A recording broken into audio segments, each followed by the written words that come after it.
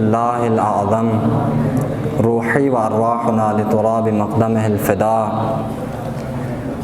ولعنۃ اللہ علی اعدائہم اجمعین من الآن الی قیام یوم الدین اما بعد فقال الحکیم فی کتابہ بسم اللہ الرحمن الرحیم یا ایہا الذین آمنوا اتقوا اللہ وکونوا مع الصادقین وقال امامنا الحسن العسکری علیہ السلام شیعتنا ما یتبعون آثارنا ویطیعون من جمیع اوامرنا و نواہینا۔ اذان گرامی قدر سامعین محترم، کل بھی آپ مومنین نے امام حسن العسکری علیہ السلام کے حوالے سے جشن سماعت فرمائی ہے۔ آج ایک بار پھر آپ تمام مومنین کو امام علیہ السلام کی ولادت باسعادت کی مناسبت سے ہدیہ تبریک عرض کرتے ہیں۔ اذان گرامی قدر، دنیا میں کوئی بھی انسان کامیاب، سرفراز، سربلند، خوش نصیب، خوش قسمت اگر ہونا چاہتا ہے تو اس کو کائنات میں سوائے در اہل البیت کے کوئی اور در نہیں ملے گا۔ اللہم صلی علی محمد و آل محمد۔ کیوں کہہ رہا ہوں میں یہ بات؟ غور کریں آپ، اس لیے کہ اللہ کے پاک پیغمبر نے، اللہ کے پاک نبی نے، کون نبی کہ جس کی صداقت کی گواہی اللہ تعالیٰ قرآن مجید میں صراحت کے ساتھ اعلان فرما رہے ہیں۔ کیا فرماتے ہیں اللہ؟ ما ینطق عن الہوی ان هو الا وحی یوحی۔ ہمارے حبیب تو اصلاً گفتگو ہی نہیں کرتے مگر ان کی اللہ کی طرف سے جو وحی ہوتی ہے وہی بولتے ہیں۔ وہ پاک پیغمبر اہل البیت اور قرآن کے بارے میں کیا ارشاد فرماتے ہیں؟ ما ان تمسکتم بہما لن تضلوا بعدی۔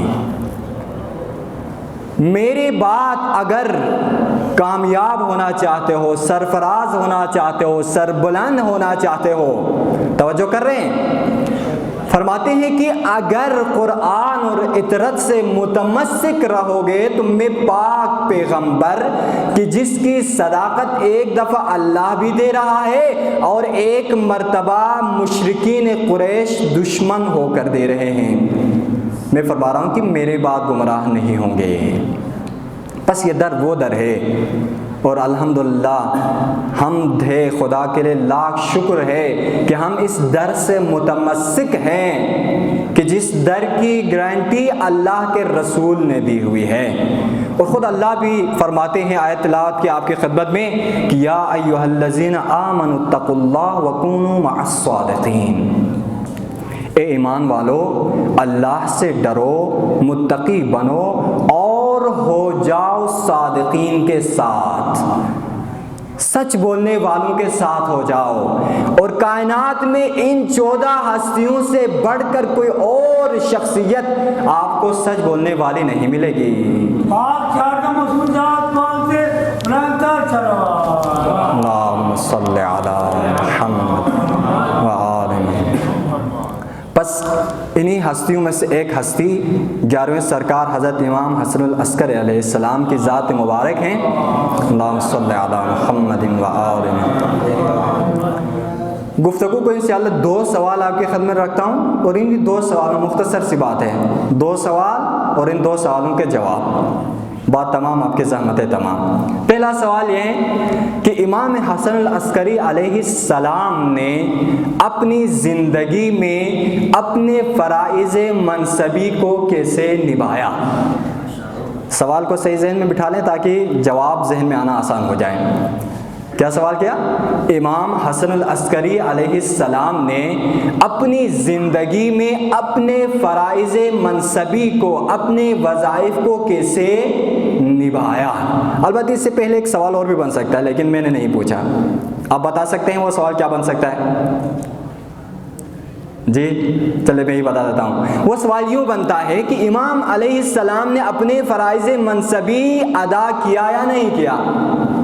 بن سکتا ہے نا سوال، لیکن ہم نہیں پوچھ رہے، ہم یہ سوال نہیں اٹھا رہے. کیوں نہیں؟ اس لیے کہ ہم ایسے امام کو مانتے ہی نہیں جو اپنے فرائض کو نبھاتا نہ ہو.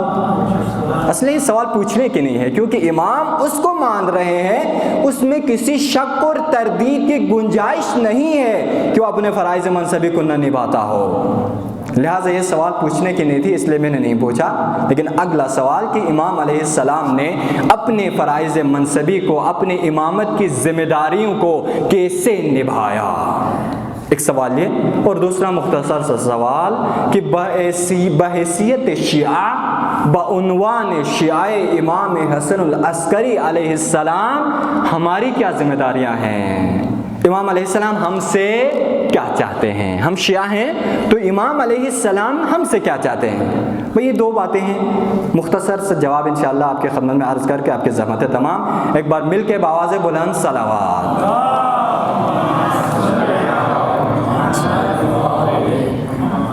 پہلا سوال یہ ہے کہ امام علیہ السلام نے اپنے فرائض منصبی کو کیسے نبھایا. اس سوال کو پوچھنے کی وجہ یہ ہے کیونکہ آپ جانتے ہیں کل بھی گفتگو ہوئی تھی، میں وہ باتیں تکرار نہیں کروں گا کیونکہ شاید آپ سب موجود تھے.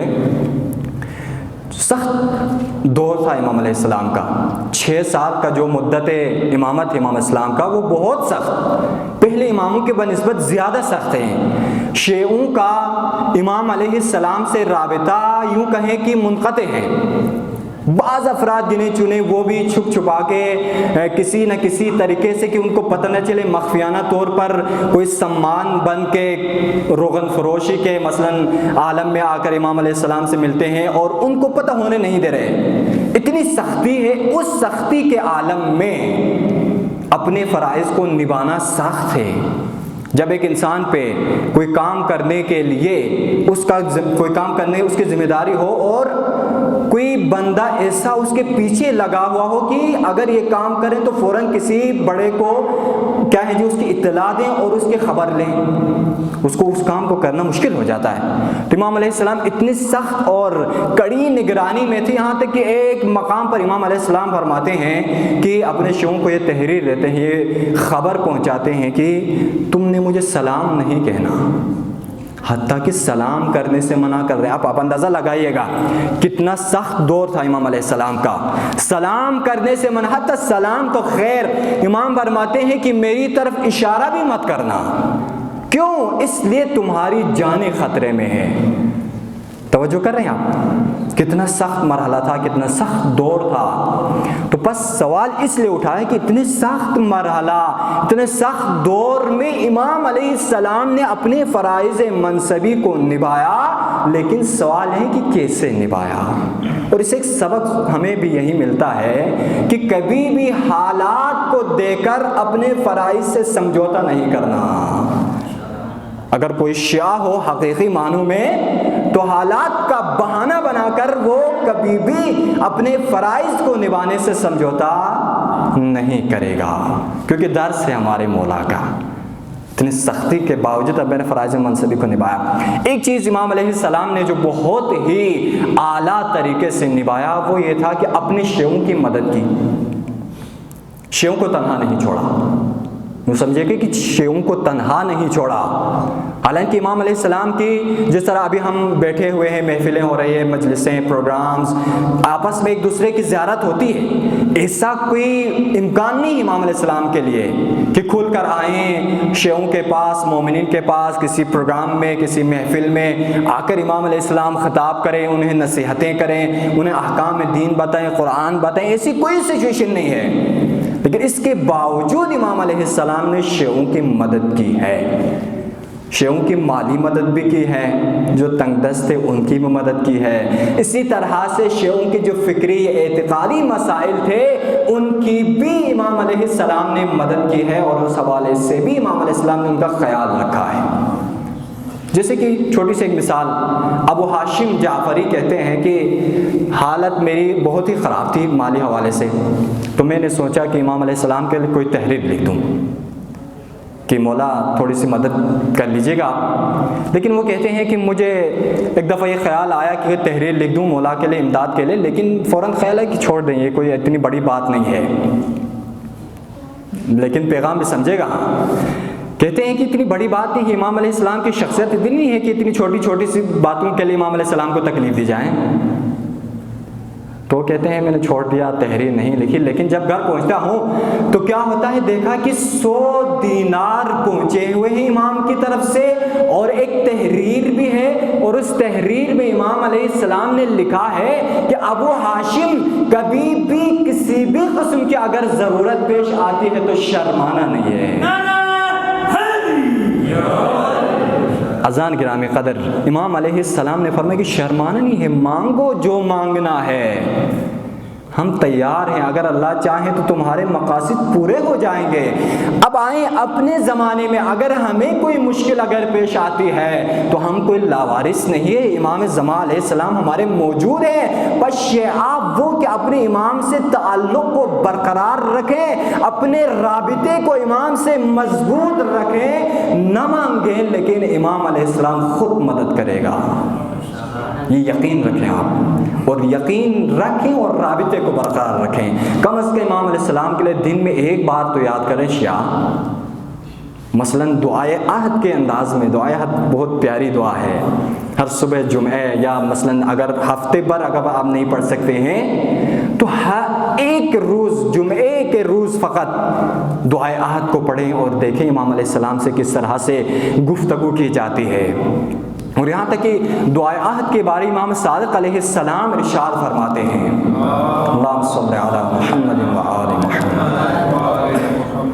دعائے عہد جو بندہ 40 روز تک مسلسل دعائے عہد پڑھے گا، اس کو اگر زندہ رہے قیام امام زمان علیہ السلام تک تو امام علیہ السلام کے لشکر میں اس کو شامل ہونے کی توفیق ہوگی.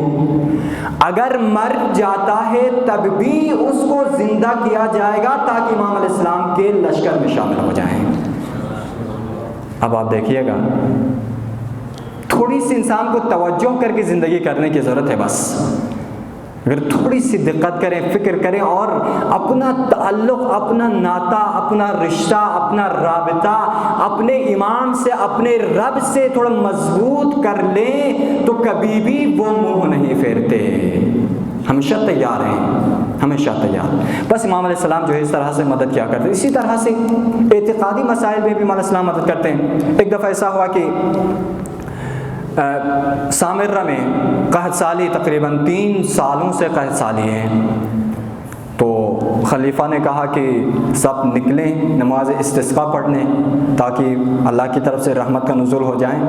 سارے نکلے. 3 دن تک مسلمین نے دعائیں کی، نمازیں پڑھی کہ اللہ باران رحمت نازل فرما. 3 دن تک کوئی اثر نہیں، اصل بارش نہیں ہوئی. چوتھے دن ایک عیسائی جماعت آتی ہے، ان میں ایک راہب ہے، وہ بھی آیا اور آ کر ایک دفعہ ہاتھوں کو بلند کیا اور دعا کی، باران رحمت نازل. ذرا دقت سے سوچیں، مسلمان 3 دن تک دعا کر رہے ہیں، بارش نہیں ہو رہی ہے. عیسائی راہب آ کے ایک مرتبہ ہاتھ بلند کرتا ہے، بارش نازل ہونے لگی ہے. اب جو مجھ جیسے کمزور عقیدے کے مسلمان تھے، اسلام کے بارے میں ان کے خیالات ڈگمگانے لگے. ہم جس دین کے پیروکار ہیں، 3 دن سے دعائیں کر رہے ہیں، بارش نہیں ہوئی. راہب آ کر دعا کے لیے ہاتھ بلند کرتا ہے، بارش ہوئی ہے، اب کیا ہوگا؟ سخت مرحلہ ہے. مسلمان شک و تردید میں مبتلا ہونے لگے. اب خطرہ ہے پورے اسلام کا، مسلمانوں کا. پھر ان کی حالت یہی تھی، جو غاصب حکمران تھے ان کی حالت یہی تھی، جب بھی کوئی بھی مشکل پیش آتی تھی تو رجوع کرتے تھے ائمہ کی طرف. ایک دفعہ پھر خلیفہ امام علیہ السلام سے کہتے ہیں کہ آپ آئیں، اپنے نانا کے کلمہ گوؤں کا خیال کریں، ان کا لحاظ کریں، ان کے لیے مدد کریں. آپ ان کے دین خطرے میں پڑ گیا، ان کے اعتقاد خطرے میں پڑ گیا ہے. امام علیہ السلام نے فرمایا کل سارے دوبارہ آ جائیں، راہب کو بلایا جائیں. اگلے روز امام علیہ السلام بھی تشریف لاتے ہیں، وہ راہب آتا ہے. پھر دوبارہ امام علیہ السلام نے کہا کہ دعا کریں. اس نے راہب نے دوبارہ ایسے ہی دعا کی، ہاتھوں کو بلند کیا، دعا کی، بارش نازل ہوئی. لیکن امام علیہ السلام نے ایک مرتبہ اپنے ساتھی کو کہا کہ اس کے ہاتھ میں جو کوئی چیز ہے اس کو اٹھا لو اس سے. راہب کے ہاتھ میں کوئی چیز ہے اس چیز کو اٹھا لو. ایک ہڈی تھی کسی نبی کی. امام علیہ السلام بعد میں ارشاد فرماتے ہیں اس کو جب وہ ہڈی جو اس کے ہاتھ میں تھی اس سے نکالی گئی اور اس سے چھینی گئی، پھر امام علیہ السلام نے فرمایا کہ اب دعا کر کے دکھا. ہاتھوں کو بلند کیا، لیکن پہلے کی بنسبت منظر تبدیل ہو گیا. پہلے جب وہ ہاتھوں کو بلند کرتا تھا تو بارش نازل ہوتی تھی، اب جو ابر چھائے ہوئے تھے وہ بھی صاف ہو گئے، سورج نکل آیا. اب سارے حیران ہیں، حیرانگی کے عالم اور اضافہ ہے. پھر پوچھا گیا مولا کیا ماجرا ہے، کیا پہلے وہ دعا کر رہا تھا تو بارش نازل ہو رہی تھی، اب جب ایسا ہو گیا تو جو بارش کے چند قطرات ہمیں نظر آ رہے تھے، کوئی آثار جو نظر آ رہے تھے وہ بھی ختم ہو گئے ہیں. امام علیہ السلام نے فرمایا اس کے ہاتھ میں ایک ہڈی تھی، وہ ہڈی کسی نبی کی، اور اس ہڈی کی خصوصیت یہ ہے کہ جب بھی آسمان کے سامنے اس کو نکالا جاتا ہے تو ابر رحمت نازل ہوتے ہیں. تو بس جب یہ سنا، یہ دیکھا، تو پھر جو افراد شک و تردید میں مبتلا ہو گئے تھے اپنا ایمان دوبارہ مستحکم کرنے کی طرف آ جاتے ہیں. تو یہ اس طرح سے امام علیہ السلام نے اعتقادی طور پر جو ہے شیعوں کی مدد کی. اسی طرح سے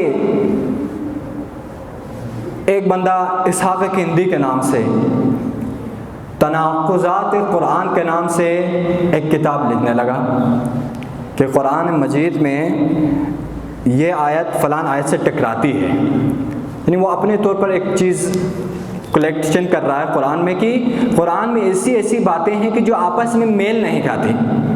ہمارا عقیدہ کیا ہے؟ یعنی قرآن اول سے آخر تک آپس میں ٹکراتی نہیں ہے. جس طرح رات اور دن مخالف چیزیں ہیں دو، اس طرح سے وہ دو الگ الگ چیزوں کو تناقضات قرآن کے نام سے جمع کرنے لگا. جب امام حسن العسکری علیہ السلام کو ایک خبر پہنچتی ہے تو امام علیہ السلام نے اس کے ایک شاگرد سے کہا کہ آیا تو یہ کام کر سکتا ہے کہ یہ جو تیرا استاد یہ جو کام کر رہا ہے اس کو روک لیں؟ تو وہ کہتا ہے کہ میں کیسے کر سکتا ہوں، میں تو اس کا شاگرد ہوں، میرے اندر اتنی ہمت کہاں سے آئی کہ میں استاد کو جو ہے سمجھانے بیٹھ جاؤں. تو امام علیہ السلام نے فرمایا کہ میں تجھے ایک بات سمجھاتا ہوں، یہ کام کر سکے گا؟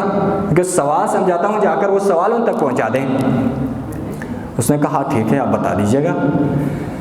امام علیہ السلام نے فرمایا کہ جا اس سے پوچھ کہ یہ جو تو کر رہا ہے، جو تم مطلب اس قرآن سے نکال کر تناقضات کے نام سے جمع کر رہا ہے، اگر اس کا اصل متکلم جو اس قرآن کا مالک ہے، جس نے اس کی کلام کی ہے، جس کی یہ کتاب ہے، وہ آ جائیں اور کہیں کہ تو جو مطلب نکال رہا ہے وہ میرا نہیں ہے، میری مراد اس سے یہ نہیں ہے. اگر یہ کہیں تو ہو سکتا ہے نہیں ہو سکتا ہے، تو وہ فوراً کہے گا کہ ہو سکتا ہے. کیونکہ جس طرح آپ جانتے ہیں کہ شاعر مثلا کوئی شاعری کرتا ہے تو عام طور پر ہم یہ کہتے ہیں کہ ہمیں کوئی مطلب اور سمجھ میں آتی ہے، لیکن ہم کہتے ہیں کہ ممکن ہے شاعر نے اس سے مراد کچھ اور لیا ہو، یہ ہو سکتا ہے. اسی طرح سے وہ بھی یہی کہے گا ہو سکتا ہے. تو پھر دوبارہ اس سے پوچھ لیں جب ایسا ہے تو پھر کس بات کی تناقضات کی جمع کر رہا ہے؟ اس کی مراد کچھ اور ہے تو اپنی طرف سے کچھ اور مطلب لے رہا ہے. بہرحال امام علیہ السلام نے اس کو سمجھا دیا. وہ جاتا ہے شاگرد اپنے استاد کے پاس، جانے کے بعد کچھ عرصہ اس کے ساتھ کام کرتا ہے. جب اس پہ اعتماد اس کا بڑھ جاتا ہے تو ایک مرتبہ بیٹھ کر سوال کرتا ہے کہ استاد گرامی میں ذہن میں ایک سوال آیا ہے، اگر آپ کی اجازت ہو تو میں پوچھ لوں؟ کہتا ہے کہ پوچھ لیں. اسی طرح سے انہوں نے سوال کیا کہ جو تو قرآن کو تناقضات کے نام سے جمع کر رہا ہے، آیا وہ متکلم حقیقی آ جائیں اور اس سے وہ آپ سے پوچھیں کہ تیری جو مراد ہے وہ میری مراد نہیں ہے، تو آیا یہ آپ اس حوالے سے کیا کہیں گے، ممکن ہے یا نہیں ہے؟ تو کہنا لگا بالکل ممکن ہے. تو پھر اسے دوبارہ پوچھا کہ تو پھر کیسے جمع کر رہا ہے؟ تو اس نے کہا کہ آپ کو یہ سوال کس نے سمجھایا ہے؟ وہ کہنے لگا کہ میں نے اپنے طور پر ذہن میں پیدا ہوئی، میں نے آپ سے پوچھا. اس نے کہا میں جانتا ہوں تو میرا شاگرد ہے، اتنے سوالات تیرے ذہن میں نہیں آ سکتے. ایک دفعہ اس نے سچ بتا دیا کہ امام حسن العسکری علیہ السلام نے مجھے یہ بات سمجھائی ہے. پھر وہ آ کر اعتراف کرتا ہے اس طرح کی باتیں اس در کے افراد سے ہی نکل سکتی ہے. اللہم صلی علی محمد و آل محمد وعجل فرجہ. بس اس طرح سے امام علیہ السلام سے ایک بہت بڑا فتنہ پیدا ہو رہا تھا. اس فتنے کو امام علیہ السلام نے بڑی پیار و محبت کے ساتھ کتنی آسانی سے امام علیہ السلام نے ختم کر دیا. پھر وہ جو اس نے جمع کر لیا تھا اس کو لا کر جلا دیا اور ختم کر دیا. بس یہ 2 چیزیں، چونکہ وقت ہمارے پاس کم ہے، تو امام علیہ السلام نے اس طرح سے جو ہے اپنے فرائض منصبی کو نبھایا. لیکن اب سوال یہ ہے کہ بحیثیت شیعہ ہمارے لیے آیا کوئی ذمہ داری بھی ہے یا نہیں ہے؟ آیا فقط جذبات کی حد تک ہماری بات تمام ہو جاتی ہے، کچھ اور بھی کرنا ہے؟ کیونکہ کسی شاعر نے کیا خوب کہا ہے کہ بے عمل دل ہو تو جذبات سے کیا ہوتا ہے؟ عمل کی ضرورت ہے. بے عمل دل ہو تو جذبات سے کیا ہوتا ہے؟ دھرتی بنجر ہو تو برسات سے کیا ہوتا ہے؟ صحیح ہے نا؟ یہ تو درست کہہ رہے ہیں. دھرتی بنجر ہو تو برسات سے کیا ہوتا ہے؟ ہی عمل لازمی تکمیل تمنا کے لیے. اگر کوئی آرزو ہے، کوئی تمنا ہے، کوئی ڈاکٹر بننا چاہتا ہے، کوئی انجینئر بننا چاہتا ہے، کوئی کیا بننا چاہتا ہے، تو اس کے لیے عمل کی ضرورت ہے، کوشش کی ضرورت ہے. بس ہے عمل لازمی تکمیل تمنا کے لیے، ورنہ رنگین خیالات سے کیا ہوتا ہے؟ صرف خواب دیکھنے سے کچھ نہیں ہونا، عمل کرنا ہوتا ہے. بس امام علیہ السلام نے جو ارشادات فرمائے، شیعوں سے کیا تقاضے کیے ہیں، 1-2 حدیث آپ کی خدمت عرض کریں گے اور آپ کی زحمتیں تمام. لیکن اس سے پہلے امام سے پوچھے کہ مولا شیعہ کہتے کسے ہیں؟ شیعہ کہتے کسے ہیں؟ کسی نے پوچھا امام سے کہ مولا محب اور شیعہ میں فرق کیا ہے؟ شیعہ کون ہوتا ہے، محب کون ہوتا ہے؟ ایک ہوتا ہے کہ چاہنے والا، لیکن اس سے بڑھ کے ایک ہوتا ہے شیعہ. امام علیہ السلام فرماتے ہیں کہ شیعہ وہ ہے جو ہمارے تمام تر آثار کی اتباع کرتا ہو، ہمارے آثار کی پیروی کرتا ہو، ہمارے تمام اوامر اور نواہی کی اطاعت کرتا ہو. جو دستورات ہم نے دیے ہیں ان دستورات کے مطابق اپنی زندگی گزارتا ہو، جن کاموں سے ہم نے منع کیا ہو ان کاموں سے اپنے آپ کو بچاتا ہو، وہ ہمارا شیعہ ہے. اور امام علیہ السلام نے کیا پیغام دیا شیعوں کے لیے؟ اوصیکم بتقوی اللہ. وصیت اور نصیحت میں مختصر سا فرق ہے، آپ جانتے ہوں گے انشاءاللہ. وصیت وہ چیز ہوتے ہیں کہ جس کے مطابق انسان کو عمل کرنا واجب ہوتا ہے. اگر میں کسی سے وصیت کرتا ہوں تو جس بندے کو میں نے وصیت کی ہے نا، اس بندے پر واجب ہو جاتا ہے، البتہ اپنی شرائط کے حساب سے. شرائط ہوں، کسی حرام کام کی میں وصیت کروں تو وہ قابل عمل نہیں ہوگا، نافذ نہیں ہوگا. لیکن جو جائز ہیں اس طرح کی کسی کام کی اگر میں وصیت کرتا ہوں تو اس کے مطابق عمل کرنا واجب ہو جاتا ہے. لیکن نصیحت کیا ہے؟ نصیحت یہ ہے کہ ایک بات کوئی انسان اچھی بات کہہ دیتا ہے کہ اس طرح کریں تو آپ کے لیے اچھا ہوگا، اس پر عمل کرنا کوئی واجب نہیں. لیکن امام علیہ السلام اپنے شیعوں کے لیے وصیت کر رہے ہیں. کس چیز کی وصیت کرے؟ اوصیکم بتقوی اللہ. اے میرے شیعوں، میں تمہیں تقوی الہی کی وصیت کرتا ہوں. تقوی الہی کیا ہے؟ مختصر لفظوں میں آپ یوں کہیں کہ تقوی الہی یعنی اللہ کے دستورات، اللہ کے قانون اور آئین کے مطابق اپنی زندگی گزارنا، یہ تقوی ہے. لیکن کہنے میں بڑا آسان ہوتا ہے، لیکن عمل کے میدان میں بہرحال مشکل ہوتا ہے. انشاءاللہ اللہ ہمیں توفیق دیں کہ عملی میدان میں ہم حقیقی معنوں میں متقی بن جائیں. دوسری وصیت امام علیہ السلام کیا فرماتے ہیں؟ والورع فی دینکم. ایک سٹیپ آگے، ورع اپنے دین میں. ورع کسے کہتے ہیں؟ ورع اس مقام کو کہا جاتا ہے کہ کوئی کام آپ کے سامنے ہے اور آپ کو شبہ ہے، شک ہے کہ صحیح ہے یا نہیں ہے، وہاں پر بھی اپنے آپ کو اس کام سے بچانے کو ورع کہا جاتا ہے. امام علیہ السلام کی دوسری وصیت یہ ہے کہ میرے شیعہ تجھے متورع اور ورع کا مالک ہونا چاہیے. اور تیسری چیز امام فرماتے ہیں کہ والاجتہاد فی دینکم. اپنے امور میں، اپنے دین میں، اپنے افعال میں، اپنے اعمال میں، اپنے کردار میں تلاش اور کوشش. بغیر تلاش کے کوئی کام نہیں ہونا. حتیٰ کہ ایک روایت میں پیغمبر خدا رسول رحمت اسلام بی بی فاطمہ سلام اللہ علیہا سے ارشاد فرماتے ہیں، ایک درود پڑھیں محمد آل محمد. بی بیوی کی عصمت آپ کے سامنے ہے، کتنی بلند مقام ہے بیوی کا۔ بیوی سے فرماتے ہیں کہ زہرا میری لخت جگر بیٹی، تجھے اپنے اعمال سے اپنے آپ کو کامیاب کرنا ہے۔ ایسا نہیں ہوگا کہ میں آپ کا والد ہوں، شفیع روز جزا ہوں، بس یہی نام کافی ہو، آپ کو کسی عمل کی ضرورت نہ پڑے، ایسا نہیں ہے۔ آپ نے اپنے اعمال احسن طریقے سے انجام دینے ہیں۔ جب بیوی کا یہ عالم ہے، بیوی سے خطاب فرما رہے، تو ہماری کیا حیثیت ہوگی؟ ہمیں تو اور زیادہ اعمال انجام دینے ہوں گے، اور زیادہ کوشش کرنی ہوگی۔ ایسا نہ ہو کہ وہ جس طرح ایک مکتب ہے مرجئی کے نام سے، جو نظر ارجاء کے قائل ہیں، وہ کہتے ہیں کہ انسان کا نظریہ پاک ہو، انسان کا دل صاف پاک ہو، اعتقاد ہو، بس یہی کافی ہے، کسی عمل کی ضرورت نہیں ہے۔ آپ کے طاقتوں کو دور کرنے کے لیے دو بندے آپس میں، ایک شیعہ تھا ایک مرجئی تھا، وہ آپس میں لڑ رہے تھے۔ ایک کہہ رہا ہے کہ میرا عقیدہ درست ہے، ایک کہہ رہا ہے کہ ہم جو کہہ رہے ہیں وہ درست ہے۔ شیعہ کہہ رہا ہے کہ میں کہتا ہوں کہ عقیدے کے ساتھ عمل ہونا ضروری ہے۔ شیعہ کیا کہہ رہا ہے؟ عقیدے کے ساتھ عمل کا ہونا ضروری ہے۔ لیکن دوسرا بندہ جو مرجئی تھا وہ کہہ رہا ہے کہ نہ، عمل کی کوئی ضرورت نہیں ہے، بس یہ مان لو کہ اللہ ہے، اللہ ایک ہے، اللہ قیامت ہے، ہاں جی اللہ نے مثلا انبیاء بھیجے ہیں، رسول بھیجے ہیں، تو اتنا کافی ہے۔ پھر آگے کہتے ہیں کہ چلو ہم دونوں کا آپس میں تو کوئی بات بن نہیں رہی ہے، تو ایسا کرتے ہیں کہ آگے سے کوئی بندہ اگر آ جاتا ہے تو اس سے فیصلہ کرواتے ہیں۔ کوئی بندہ آ جاتا ہے تو اس سے فیصلہ کرواتے ہیں۔ کیا ہوا؟ ایک بندہ آتا ہے تو اس سے پوچھتے ہیں کہ ہمارا یہ اس طرح سے جھگڑا ہو رہا ہے، میرا عقیدہ یہ ہے، اس کا یہ ہے، یہ کہہ رہا ہے، یہ کہہ رہا ہے، آپ بتائیں کہ ہم دونوں میں سے کون صحیح ہے؟ تو اس نے کہا کہ اوپر سے میں شیعی ہوں اور نیچے سے میں مرجئی ہوں۔ بات سمجھے گا؟ یعنی وہ کیا کہہ رہا ہے؟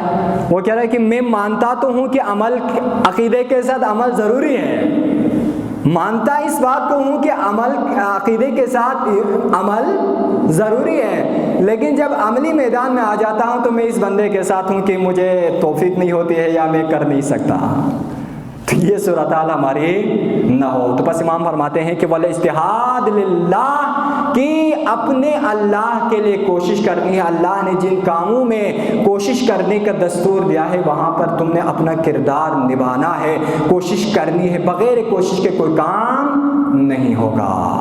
اگلی صفت امام علیہ السلام کی وصیت، وہ فرماتے ہیں کہ وَالصِّدْقِ الْحَدِيثِ، ہمیشہ سچ بولنا ہے۔ صادق آل محمد کا ماننے والا، ائمہ معصومین کے جو ہمیشہ سچ بولنے ہیں والے، اللہ نے فرمایا کونوا مع الصادقین، سچوں کے ماننے والے جھوٹ بولیں، یہ بات جچتی نہیں ہے، یہ میل نہیں کھاتی ان کے ساتھ۔ اور آپ یقین کریں کہ وہ بندہ اگر کسی سے محبت کرے تو کیا کرتا ہے؟ اگر کوئی کسی سے محبت کرتا ہے اس کی جو بھی بات ہو اس کو قبول کر لیتا ہے، مان لیتا ہے اس کی فوراً بات۔ اور اللہ بھی یہی فرما رہے ہیں من احب حبیبا صدق قولہ، اگر تم مجھے حبیب مانتے ہو، اگر مجھے اللہ کو حبیب مانتے ہو تو ایسا کرو کہ میری بات کو مانو۔ اگر امام حسن العسکری علیہ السلام کو اپنا محبوب اگر ہم مانتے ہیں تو ضرورت اس بات کی ہے کہ ہم امام علیہ السلام کی بات کو بھی مانیں۔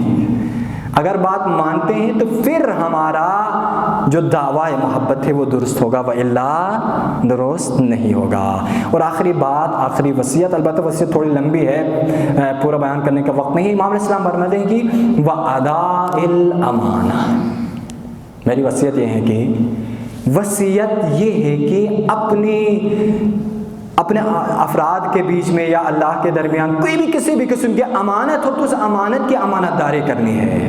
اور آگے ایک سخت جملہ امام فرماتے ہیں کہ إِلَى مَنِ ائْتَمَنَكُم مِّن بِرٍّ وَفَاجِرٍ۔ کبھی کبھار ہم یہ سمجھتے ہیں کہ ایک امانت رکھنے والا بندے کو دیکھتے ہیں یہ کوئی مومن نہیں ہے، کوئی اچھا انسان نہیں ہے، چلو اس کی امانت کو واپس نہ کریں تو بھی کوئی مشکل نہیں ہے، یہ ہمارا ذہن بنا ہے۔ لیکن امام فرماتے ہیں کہ إِلَى مَنِ ائْتَمَنَكُم، کوئی بھی من بر و فاجر، کوئی نیک انسان تیرے پاس امانت رکھے اس کو بھی واپس کرنا ہے، کوئی اچھا انسان آپ کے پاس امانت رکھے اس کو بھی واپس کرنا ہے، اگر کوئی برا انسان تیرے پاس امانت رکھتا ہے تو اس کو بھی واپس کرنا ہے۔ اور یہ سیرت ائمہ معصومین، خاص کر رسول گرامی صلی اللہ علیہ وآلہ وسلم کی سیرت آپ اٹھا کر دیکھ لیجیے گا. اللہم صلی علی محمد. پیغمبر خدا جب ہجرت فرما رہے ہیں مکے سے تو مولا کائنات علی بن ابی طالب علیہ السلام کو کیا کیا؟ امین بنایا. کس چیز کا امین بنایا؟ امانتوں کا. کن کی امانتوں کا؟ مشرکین مکہ. کوئی مومن نہیں ہے، رسول اللہ کا کلمہ پڑھنے والے نہیں ہے. مشرکین وہی مشرکین کہ جن کی وجہ سے رسول کریم مکہ چھوڑ رہے ہیں. ایسا ہے کیا؟ اتنی تکالیف انہوں نے دی کہ رسول کریم مجبور ہو جاتے ہیں کہ کیا کریں؟ ہجرت کریں. انہی جانی دشمنوں کی امانتوں کو واپس پلٹانے کے لیے امین بنا کر جا رہے ہیں مولا کائنات علی بن ابی طالب علیہ السلام کو. ٹھیک، یہاں تک بات کلیئر ہو گئی.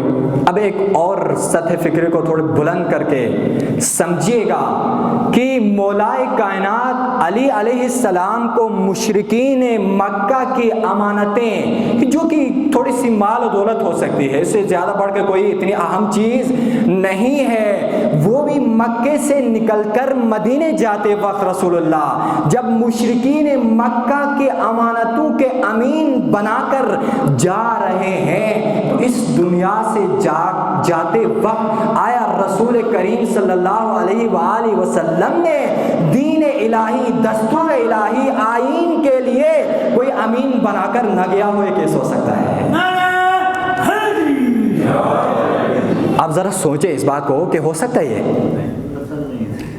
بالکل نہیں ہو سکتا. ایک چھوٹی سی چیز کے لیے جب امین بنا کر رسول اللہ جا رہے ہیں تو دین 23 سال اپنی زندگی کو صرف کیا ہے، اتنی مشکلات، مصائب، تکالیف، اذیتیں برداشت کی ہے، تو اس کو ایسے ہی لاواری چھوڑ کے چلے جائیں. اس سوچنے والے انسان کے بارے میں آپ کا کیا نظریہ ہے، اس طرح کے نظریہ رکھنے والے کا؟ تو پس رسول اللہ اس طرح سے امین بنا کر گئے. اور امام حسن العسکری علیہ السلام بھی اپنے شیعوں سے تقاضا کر رہے ہیں کہ کوئی بھی انسان آپ کے پاس امانت رکھتا ہے تو اس امانت کا آپ نے خیال رکھنا ہے، اس امانت کا آپ نے امانت داری کا مظاہرہ کرنا ہے، اور جس بندے نے آپ کے پاس امانت رکھی ہے اس امانت کو آپ نے واپس کرنا ہے. اور یہ محبت اہل بیت بھی آپ کے پاس ایک امانت ہے، اس کو سنبھال کے رکھنا ہے. ایسا نہ ہو کہ کہیں سے کوئی بھی نظریہ آ کے، کوئی بھی آ کے آپ کی اس امانت کو کہیں سے چھین نہ لے. اس کو خیال رکھنا ہے. اور انسان کے پاس عمر ایک امانت ہے اللہ کی طرف سے، اس کا بھی خیال رکھنا ہے. وہ خیال کیسے رہے گا؟ تب رہے گا کہ جب ہم ان دستورات الہی، قانون الہی، آئین الہی کے مطابق اگر ہم زندگی گزارتے ہیں تو پھر اللہ کے اس امانت کے ہم امین کہلائیں گے اور اپنی زندگی میں سرخرو اور سرفراز اور کامیاب ہو جائیں گے. بس اتنی سی بات پہ میں اکتفا کرنا چاہوں گا کہ چونکہ امام علیہ السلام یقیناً ہماری دعاؤں کے استجابت کے لیے بڑے وسیلے ہیں. امام علیہ السلام کو وسیلہ بنا کر پروردگار کی درگاہ میں دعا کرتے ہیں کہ پروردگارہ بحق امام حسن العسکری علیہ السلام حاضرین کی جو بھی شرعی حوائج ہیں روا فرما. پروردگارہ جو بھی مشکلات ہیں مشکلات کو آسان فرما. پروردگارہ بحق امام حسن العسکری علیہ السلام، بحق محمد و آل محمد علیہ السلام جو بھی مؤمنین مؤمنات مریض ہیں ان کو شفا عاجلہ کاملہ عنایت فرما. پروردگارہ بحق محمد و آل محمد ہمیں حقائق اسلام، حقائق قرآن، حقائق محمد و آل محمد معارف سمجھ کر ان پہ عمل پیرا ہو کر اپنی زندگی کو کامیاب بنانے کی توفیق عنایت فرما. پروردگارہ جن مومنین نے التماس سے دعا کا ان کی تمام شرعی حوائج کو روا فرما. پروردگارہ بحق محمد و آل محمد امام زمان علیہ السلام کے ظہور میں تعجیل فرما. پروردگارہ ہم سب کو امام علیہ السلام کے حقیقی یاران، حقیقی انصار میں شامل فرما. پروردگارہ امام علیہ السلام کے ظہور کے لیے ہم سب کو زمینہ فراہم کرنے کی توفیق عنایت فرما. پروردگارہ ہمارے والدین کے سایہ ہمارے سروں پہ تا مدام تا دیر قائم فرما۔ پروردگارہ بحق محمد و آل محمد ہمیشہ محبت اہل بیت کے ساتھ زندگی گزار کر دنیا سے جانے کے ہمیں توفیق عنایت فرما۔ پروردگارہ ہماری ان تمام تر دعاؤں کو اپنی درگاہ میں قبول فرما۔ بحق محمد و آلہ الطاہرین رحم اللہ من قرأ الفاتحہ۔